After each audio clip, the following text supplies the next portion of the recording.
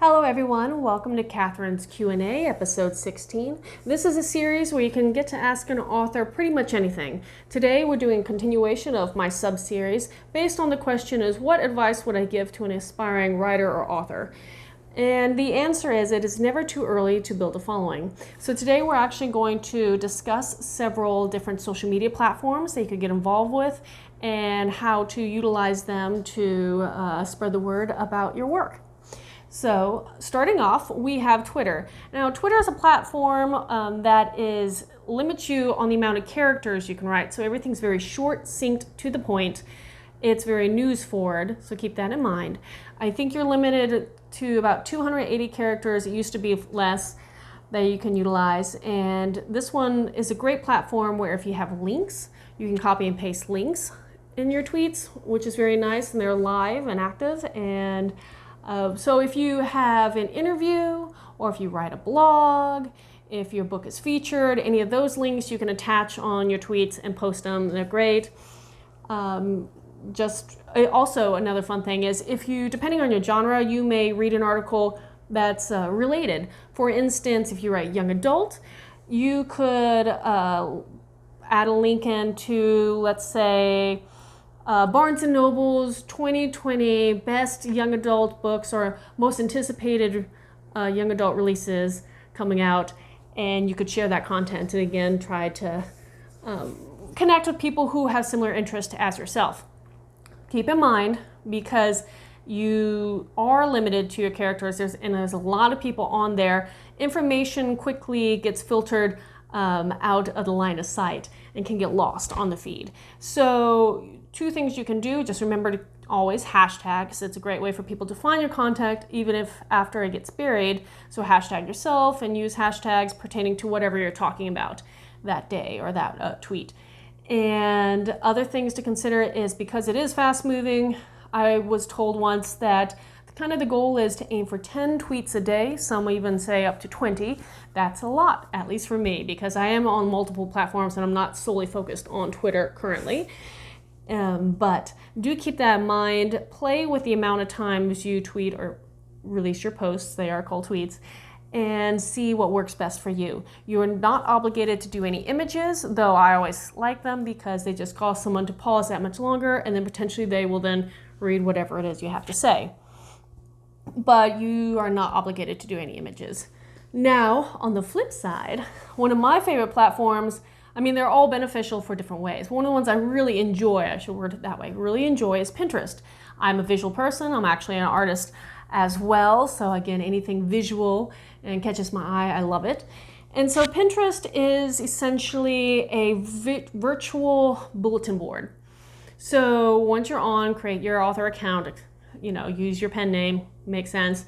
And then you can create different boards pertaining to different topics. And each board, once you label it, you can pin or attach images that are usually associated with other articles or websites, etc., so on. But they create this beautiful visual vision board, essentially. And I utilize it just for some examples. I have one just on my book covers, and with them they're linked to the buy links on Amazon. I have one that's pertains to if I get interviewed or my books are featured. I link to those kind of things. You can link over if you have a blog, link to and from there as well. But remember, you have to use an image to put the links out there. So images are mandatory on Pinterest. But the real fun comes in when you get to your work. And when I say your work, what I mean is, this is a great platform to demonstrate or display how you see the world you're creating. It's great for fiction, and I think even nonfiction can utilize it too.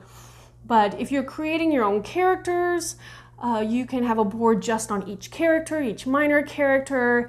If you have different realms, you can have pinned boards on a specific realm or location. Again, clothing design, kind of fun to do. I use a lot of weaponry, so you can have a board on that. If you do mythological creatures or creatures of your own design, create a board. Again, all it is to help set these visual reminders, ways for your viewers to appreciate the work in the way you want them to appreciate it. So it is fun. I enjoy it.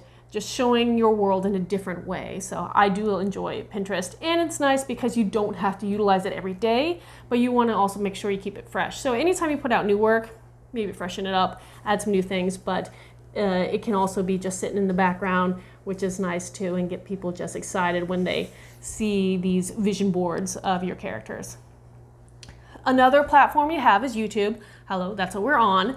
And YouTube, again, it is video based.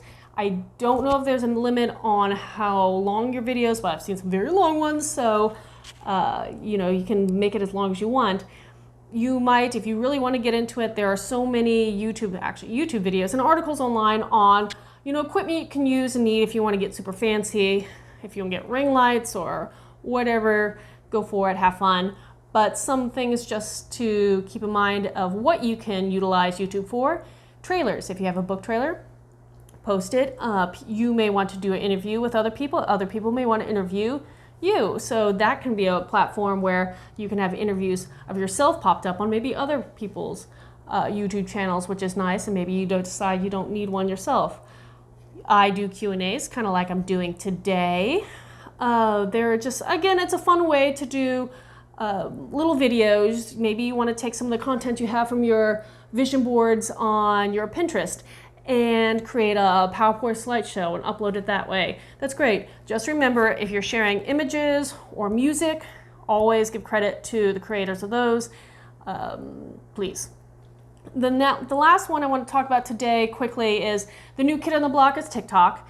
I have yet to get on it, but it is very advisable to check it out, especially if you are a writer of young adult, middle adult, just because a lot of people in the Gen Z age bracket are on it right now, and it's a great way, again, to connect with future readers of those particular age brackets. So keep that in mind. They are short videos. I think they were limited at 1 minute, but now they either have or are about to expand to 3 minutes in length.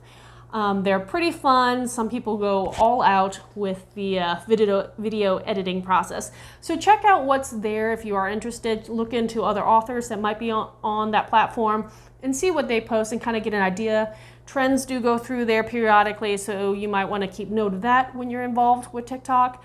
Again, I wish I could give you more information, but I have yet to get involved with it. It's on my bucket list. Probably something I'll try to tackle next year after I do my move. Apologize for the move. That's why my chairs keep rotating around the house.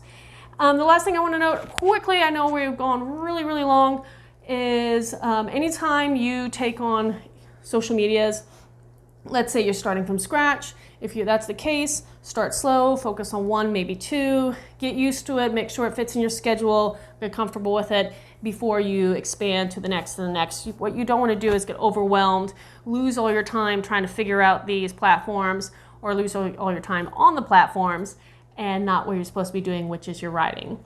But that is all I have today. If you have any questions for me, please post them in the comments below or message me on my social media. And until next time, Skål.